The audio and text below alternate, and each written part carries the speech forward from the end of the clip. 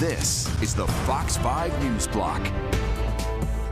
Daniel Penny is a free man. A previously deadlocked jury found the Marine veteran not guilty in his manslaughter trial. But first, the manhunt is over for the man suspected of killing UnitedHealthcare's CEO. The NYPD is confirming a person of interest is now in custody. Good afternoon. I'm Duarte Geraldino. Welcome to the News Block. Let's get right to Lisa Evers, live outside of City Hall. Lisa, you just spoke with the mayor and police commissioner. What can you tell us about this suspect? Well, Duarte, it's been 6 days since the CEO murder in Midtown Manhattan, and just a short time ago, the mayor, along with top police officials here at City Hall, announced that they have a person in custody in connection with the shooting death of UnitedHealthcare CEO Brian Thompson. NYPD Chief of Detectives Joseph Kenny says that the person of interest is who's believed to be the shooter, that they say was found in Altoona, Pennsylvania, by an eagle-eyed McDonald's worker who spotted him while he was eating and called local police there. Chief Kenny says the person of interest is 26-year-old Luigi Mangione, who was found with a 9mm ghost gun in his possession at the time he was arrested by local police in Pennsylvania. Kenny says the photos the NYPD released over the weekend, where you can see the suspect's face, were instrumental in his identification by the McDonald's worker. Here's NYPD Commissioner Jessica Tisch making the announcement. Earlier this morning in Altoona, Pennsylvania, members of the Altoona Police Department arrested Luigi Mangione, a 26-year-old male, on firearms charges. At this time, he is believed to be our person of interest in the brazen targeted murder of Brian Thompson, CEO of UnitedHealthcare, last Wednesday in Midtown Manhattan. The suspect was in a McDonald's and was recognized by an employee who then called local police. Responding officers questioned the suspect, who was acting suspiciously and was carrying multiple fraudulent IDs as well as a U.S. passport.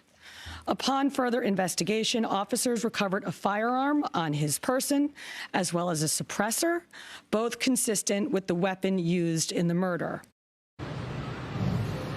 Now, what Commissioner Tisch is talking about, they are not sure yet at this point in the investigation if that was the actual weapon that was used in the shooting death of the CEO. Now, Chief Kenny says that he believes that the person of interest may have had ties to that area because of where he went to school, that some of what they've been able to learn about him from his writings and postings indicate that he has anti-corporate feelings, and but it's way too early to say if that may have been the motive. And here's the other thing. As far as they can tell, he has no criminal record anywhere in the United States. But he cautions that this is in the very early stages.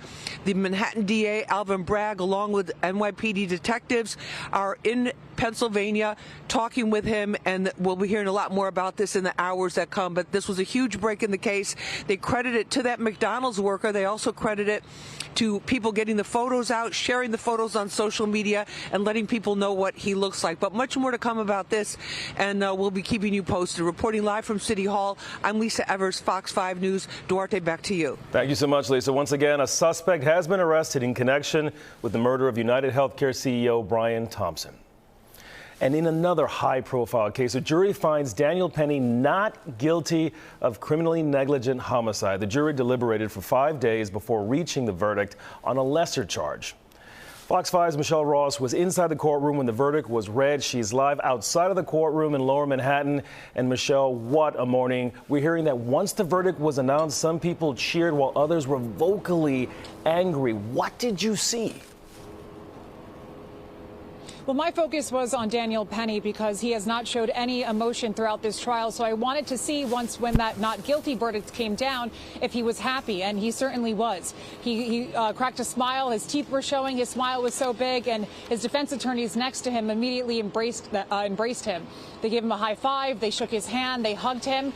As for the other side, when it came to Neely's family, his father was sitting in the third row on the public side, and he did not show any emotion. He just kept looking straight. But it wasn't until someone behind him was clapping in support of Daniel Penny where he turned around and threw in some curse words and said, "Are you clapping because my son was killed?" Now, throughout all of this, there's been so much reaction. There were also some words that were said as people were leaving the courtroom, but that was the majority of the reaction inside. This case has really polarized the city and, to be frank, the country. How often was race brought up in reaction to this verdict?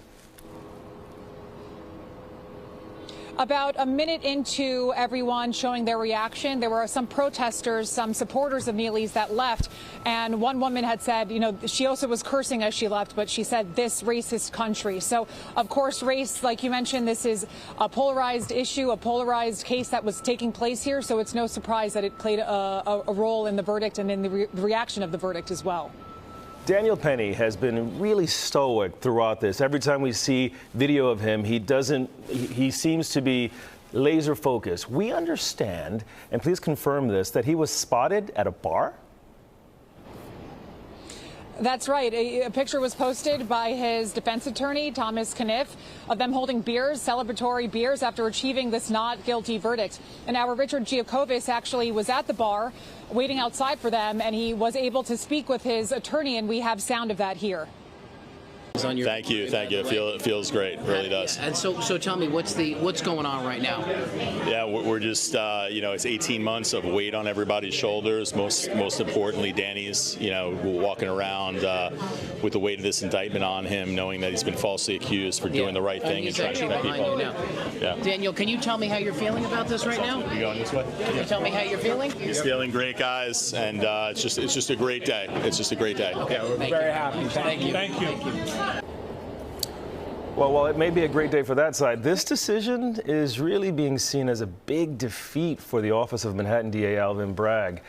This is the same man who managed to get President-elect Donald Trump convicted of falsifying business records. Has his office, Michelle, responded to this verdict? Yes, they released a statement. They said that the jury has spoken.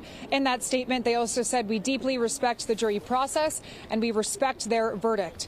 And he added that the prosecutors and their families were besieged with hate threats on social media, by phone, and over email. And that's something that the ADA Iran also mentioned during the trial today. Thank you so much, Michelle Ross. And for the latest on this developing story and other news, stay up to date on the Fox Local app on your phone. You'll be able to watch all of our live newscasts and breaking news from anywhere. Just scan the QR code to download the free Fox Local app right to your phone.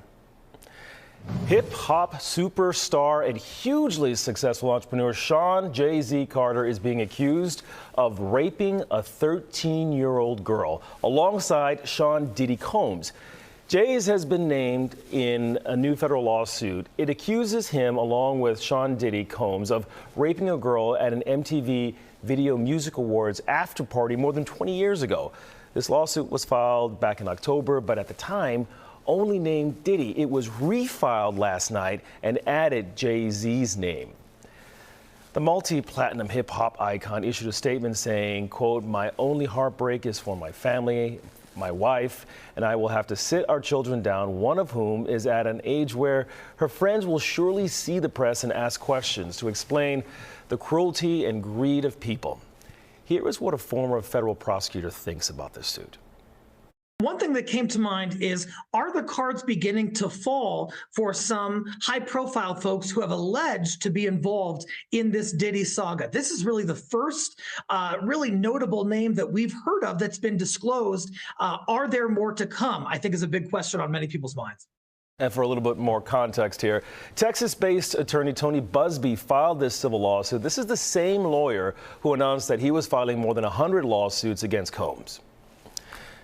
Turning focus now, nurses on Long Island are hitting the picket line. Nurses from Mount Sinai, South Nassau say they're fighting for a fair contract with safe staffing, fair wages, and health benefits.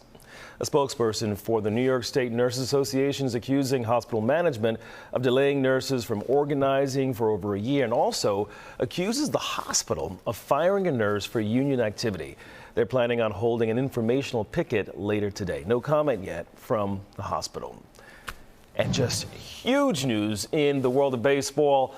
Star outfielder Juan Soto is staying in New York, but he's moving from the Bronx over to Queens after agreeing to a massive, huge deal with the New York Mets. This deal is a record $765 million over 15 years. This is a contract.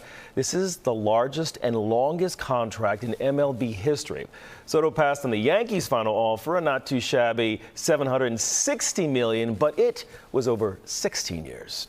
So let's bring in meteorologist Audrey Puente. So $765 million. I mean, those are quite some numbers, yes. I have different numbers for you here, Duarte, though. We have temperatures in the 50s across our coastal sections here. It's a little bit cooler inland, but all the numbers are above freezing, so we're seeing rain across the tri-state area at the moment. A little bit of a breeze happening, too, but a lot of wet weather has been moving in since late this morning, and it looks like it will be with us throughout the afternoon hours and should exit by the time we get into the evening commute. It's a steady rainfall right now up the Palisades Parkway and the New York State Thruway, so be careful if you're driving north of the city. Across New Jersey, it's also wet across I-80 and 78. The 5 boroughs are faring better right now, as well as central New Jersey and the coastal sections, too, of the Jersey Shore. Out across Long Island, we have steady rain along the LIE here, so if you will be driving over the next hour or two, you want to be careful because it will be slick on a lot of the area roadways. We're starting to see the clearing, though, coming in from the southwest. All of this will push into New England, and then we'll be watching this area of low pressure. This will be headed in our direction and will produce more rain